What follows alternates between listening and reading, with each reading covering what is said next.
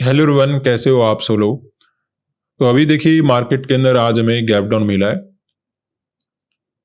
और gap down भी market के अंदर काफ़ी बड़ा है। निफ्टी के अंदर भी गैप डाउन ठीक ठाक हमें नज़र आ रहा है। ऐसे में देखिए बहुत दिनों के बाद मार्केट के अंदर कोई गैप डाउन वगैरह ओपन हुआ है, तो ऐसे में हमें यहाँ पे क्या सेल करना चाहिए। अब आप अपनी दिमाग लगाइए यहाँ पे कि गैप डाउन को देखकर अगर हम सेल करेंगे तो यहाँ पे अपना सिचुएशन क्या होगा। क्या यहाँ पे और कोई ऐसी सिचुएशन नजर आ रही है जिस वजह से आप सेल कर पाओ गैप डाउन को छोड़कर। ठीक है, अगर आप ओवरऑल अगर आप देखोगे तो मार्केट में कंटिन्यू पॉजिटिव मोमेंटम है, गैप अप वगैरह भी काफी ज्यादा है। केवल ये आपको गैप डाउन है, ये आपको मजबूर कर रहा है सेल करने के लिए। तो क्या आप केवल गैप डाउन को देखकर सेल करना चाहते हो मार्केट के अंदर?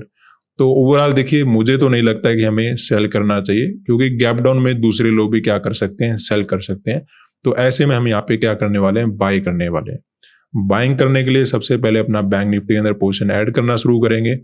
तो बैंक निफ्टी के अंदर अपना पोजीशन बना लेते हैं 57,700 का कॉल। तो ये देखिए ओवरऑल जो अपना हम एंट्री बना रहे हैं ये अच्छा एंट्री होना चाहिए, ज़्यादा मार्केट नहीं गिरना चाहिए। गिरेगा तो पता है ना आपको, फिर पता नहीं चलता मार्केट और कितना गिरेगा। तो अगर रिकवरी होना है गैप डाउन का, जस्ट अगर ट्रैप मार्केट को बनाना है तो मार्केट ओवरऑल यहीं कहीं से पॉजिटिव मोमेंटम निकालना शुरू कर देना चाहिए। 57,800 का कॉल यहाँ पे ऐड कर लेते हैं। देखिए बात ऐसी है, कोई भी ट्रेड ऐसा नहीं होता जहां पे सिचुएशन बिल्कुल क्लियर हो कि मार्केट में ऐसा ही होगा। रिस्क होता है और आज की ट्रेड में हमारा रिस्क और भी ज्यादा है, क्योंकि इतने बड़े गैप डाउन में हम क्या कर रहे हैं, बाय कर रहे हैं। लेकिन हम सीधा सीधा माइंडसेट के साथ खेल रहे हैं कि गैप डाउन में दूसरे लोग सेल करेंगे। उसके 2-3 रीजन है। पहले अपना सेंसेक्स में क्वांटिटी कंप्लीट कर लेते हैं। यहाँ पे 900 बाय कर लेते हैं, 76,800 का कॉल, और अपना निफ्टी में ऐड करेंगे 1,300 क्वांटिटी। तो अभी देखिए हमें कुछ प्रॉफिट वगैरह नजर आना शुरू हो चुका है। ये अपना छोटा सा प्रॉफिट है, इस प्रॉफिट से अपनी कोई बात नहीं बनेगी।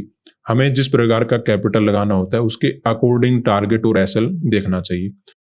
तो ये अपना प्रॉफिट नहीं है, हमें और प्रॉफिट चाहिए, एक बड़ा टारगेट चाहिए। उसके लिए हमें वेट करना होगा। छोटा मोटा लॉस भी नजर आ जाता है कभी कभी। तो ऐसा होता है, देखिए हमने एंट्री किया और अचानक से आधा लॉस नजर आना शुरू हो गया। तो ऐसा भी मार्केट करता है। कभी कभी ऐसा होता है कि ट्रेड बनाए और आधा प्रॉफिट नजर आना शुरू हो जाए जो हम अचीव करना चाहते हैं। तो वो भी चीजें होती है। तो ऑप्शन बाइंग में आप एक बात ध्यान रखो, थोड़ा सा ऐसा ट्रेडर काम करेगा ना जो अपना दिल को मजबूत रख के काम कर सके, तो वो कामयाब हो पाता है। अब दिल को मजबूत कैसे रखना है, थोड़ा अपना कैपिटल देखो, अपना देखो कि रिस्क आप कितना ले सकते हो।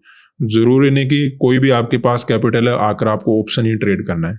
ठीक है, और बहुत सारी चीजें होती है मार्केट में, हर जगह पैसा बनता है। अब ट्रेडिंग करने के लिए सिचुएशन देखना होगा कि आपका कैपिटल कितना है, उसके अकॉर्डिंग ट्रेड करो। ऐसे नहीं कि मुझे करना ही ऑप्शन ट्रेडिंग है, चाहे मेरे पास कैपिटल कितना भी हो।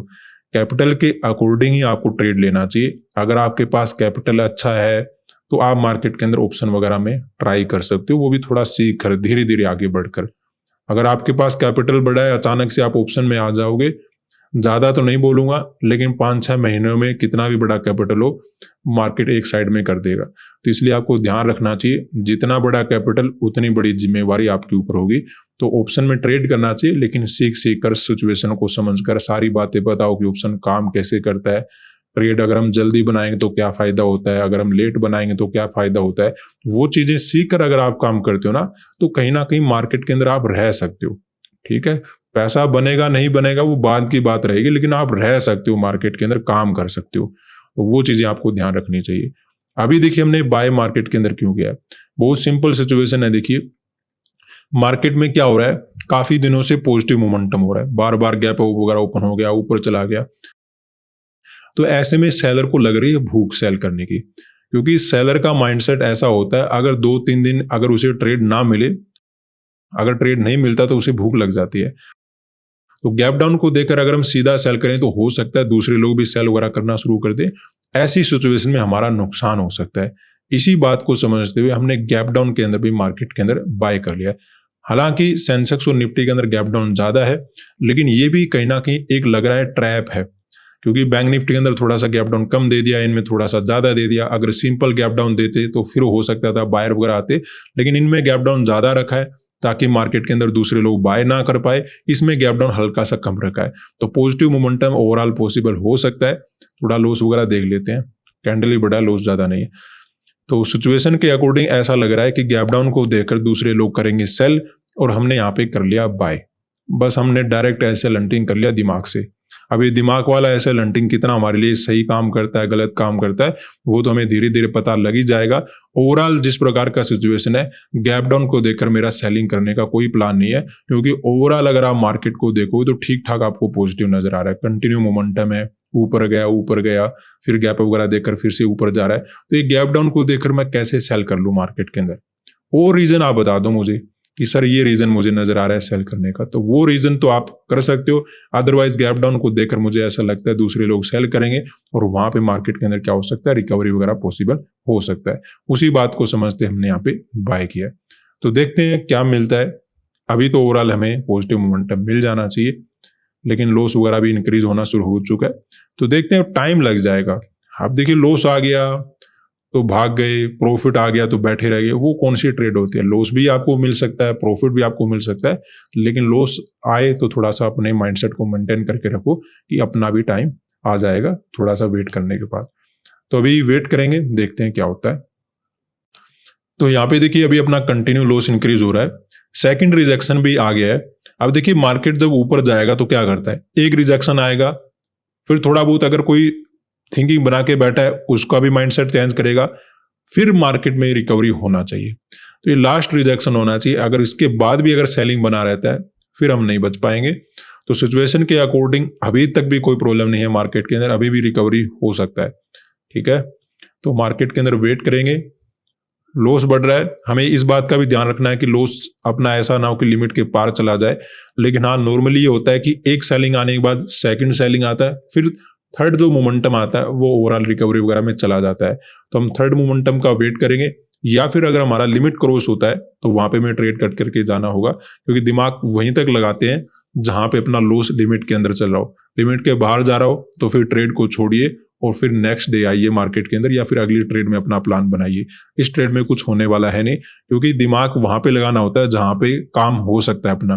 तो या तो प्रॉफिट में दिमाग लगाओ, या फिर जब तक लॉस लिमिट के पार ना हो वहां पे दिमाग लगाओ। लेकिन लिमिट के पार जा रहा है लॉस, वहां पे दिमाग लगाने की बिल्कुल जरूरत नहीं है, मार्केट को छोड़कर चले जाओ, आगे देखेंगे ऐसे सोचकर। तो अभी हम वेट करेंगे, ज्यादा लॉस नजर नहीं आ रहा, वेट यहाँ पे किया जा सकता है।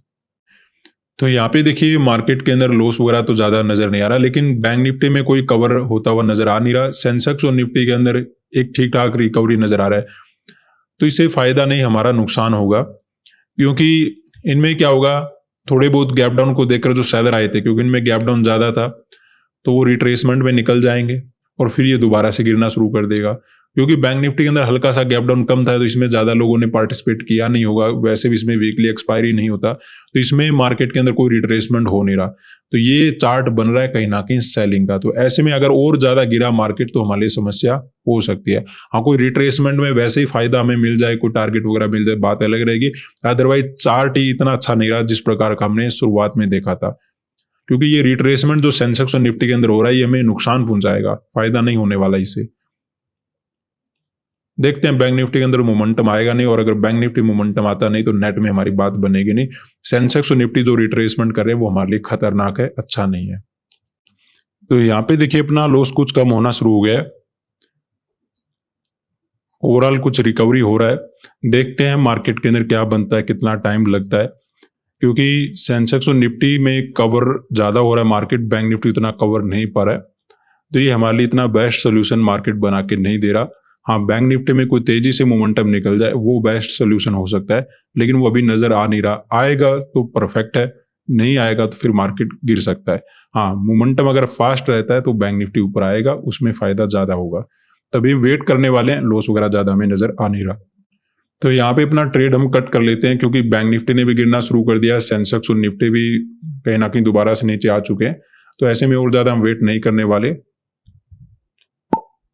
क्योंकि आज के दिन हमने बाय इसीलिए किया था क्योंकि मार्केट के अंदर हमें बड़ा गैप डाउन नजर आ रहा था।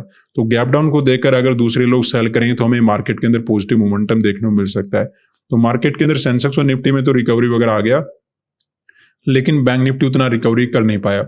हमें लगा कि एक रिजेक्शन आएगा, सेकंड रिजेक्शन के बाद अगर रिकवरी होता तो वो ओवरऑल हमें मार्केट फॉलोअप दे सकता है, लेकिन वैसा ना करके मार्केट ने कुछ टाइम के लिए अपने आप को होल्ड किया, अभी ये गिरना शुरू कर दिया है। तो ऐसे में और ज़्यादा मार्केट के अंदर ट्रेड होल्ड नहीं कर सकते।